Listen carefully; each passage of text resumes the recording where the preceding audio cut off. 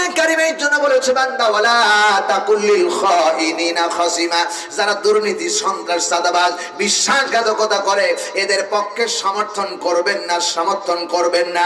সমর্থন করতে হবে যারা কোরআন প্রতিষ্ঠার আন্দোলন করে, দ্বীন প্রতিষ্ঠা করতে চায়, তাদেরকে সমর্থন করতে হবে। একথা কোরআনে প্রমাণিত। চিল্লায় গন্ডি কিনা?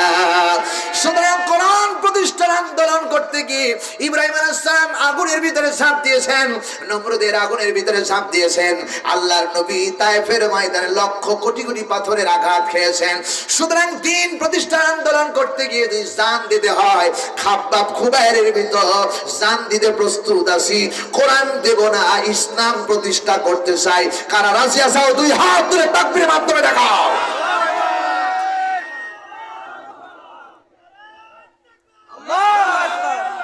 নারে তাকবীর, আল কোরআনের আলো, লিল্লাহি তাকবীর। আমার বন্ধুগণ, ওই কোরআন আইন প্রতিষ্ঠা করতে হবে। ইন্নাহু লা কুরআনুন কারীম, যার সম্মান মর্যাদা আল্লাহ রাব্বুল আলামিন দান করেছেন। কেমন মর্যাদা, কি সম্মান মর্যাদা দিয়েছেন? একটা শিমুল গাছ দাঁড়ায় ছিল, শুনতেছেন কথা? শুনতেছেন আপনারা? একটা শিমুল গাছ দাঁড়ায় ছিল। কোরআনের কি সম্মান, এই কথা বলতেছি। শিমুল গাছ একটা দাঁড়ায় ছিল, যার কোনো মর্যাদা ছিল না। এই গাছটাকে যখন কাটা হলো, এই গাছটাকে কাটার পরে মানুষের এই গাছের উপর দিয়ে স্যান্ডেল, জুতা পাই দিয়ে হাঁটছে। কথা কয় না? হাঁটে নাই? সুমেলে নিয়ে যাওয়া হলো। সুমেলের যারা শ্রমিক ছিল তারা ওই জুতা পাইদের উপর হাঁটছে, হেঁটে হেঁটে এরপরে এটাকে ছোট করে নিয়ে মেলে ফাঁড়লো। ফাঁড়ার পরে তক্তা হইলো। তক্তা নিয়ে এসে এবার রাজমিস্ত্রির কাছে, কি বলে আপনার, কাঠমিস্ত্রির কাছে দেওয়া হলো। কাঠমিস্ত্রির কাছে যখন দেওয়া হলো, এই কাঠমিস্ত্রির কাছে একটা রিহাল, কোরআন শরীফ রাখার জন্য একটা রিহাল বানানোর জন্য একটা কাঠটা দেওয়া হলো। এই রিহালটা যখন বানাচ্ছিল কাঠমিস্ত্রি, তখন বাটাল দিয়া, হাতুর দিয়া পায়ের নিচে ফেলাইয়া এই কাঠটাকে সুন্দর করে সাইজ করতেছিল। কথা কয় না? ঠিক না ভাই?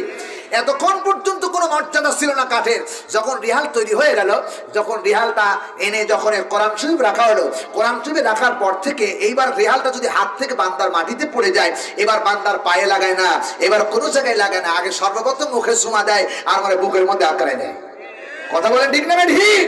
তাহলে মর্যাদা সম্পন্ন কোরআন, এই কোরআন যদি, এই কোরআন দিয়ে যদি আমার দেশ ৫৬,০০০ বর্গ মাইলের দেশ যদি কোরআন দিয়ে চলে, আল্লাহর কসম, আমরা অতীতে দেখেছি আবু বকর, ওমর, উসমান, আলী যারা দেশ চালিয়েছে কোরআন দিয়ে, সেখানে কোনো দুর্নীতি, চাঁদাবাজ, সন্ত্রাস ছিল না। এই কোরআন দিয়ে যদি ইন্নাহু লা কুরআনুন কারীম, সম্মানিত কিতাব দিয়ে যদি আমার দেশ চলে, আমার দেশের মানুষের সম্মানের সাথে বসবাস করতে পারবে। কথা বলেন ঠিক কিনা? এই জন্য এই কোরআনের আইন বর্তমান সমাজে দরকার আছে না নাই?